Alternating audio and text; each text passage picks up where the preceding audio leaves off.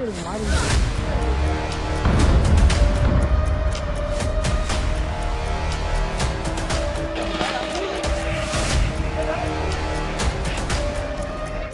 அருகே உள்ள கட்டனார்பட்டியில் வனஜா பட்டாசு ஆலை இயங்கி வருகிறது.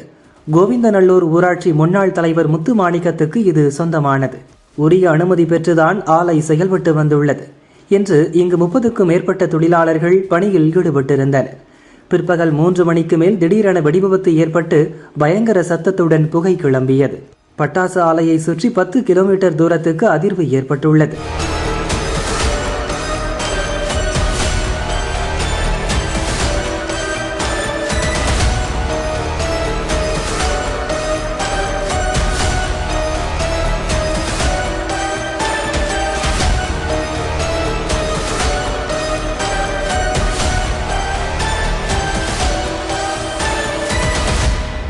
மொத்தம் 4 அறைகள் சேதமாகி தரைமட்டமாகின.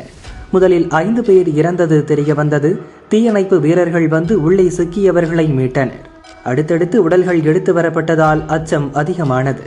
1 மணி நேரத்துக்கு மேலாக நடந்த மீட்பு பணியில் 20 உடல்கள் சடலமாக எடுத்து வரப்பட்டது. 6 பேர் படுகாயங்களுடன் மீட்கப்பட்டு அரசு மருத்துவமனைக்கு அனுப்பி வைக்கப்பட்டனர். விருதுநகர், சாத்தூர், சிவகாசி தீயணைப்பு வீரர்கள் களத்தில் இறங்கி உள்ளனர். மாவட்ட எஸ்பி ஸ்ரீநாதா நேரில் ஆய்வு செய்தார்.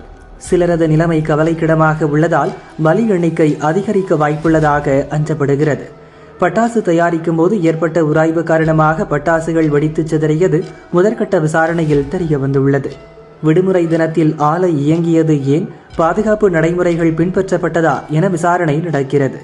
இறந்தவர்களின் குடும்பத்துக்கு முதல்வர் ஸ்டாலின் இரங்கல் தெரிவித்துள்ளார். அரசியல் தலைவர்கள் பலரும் இந்நிகழ்வுக்கு வேதனை தெரிவித்து வருகின்றனர்.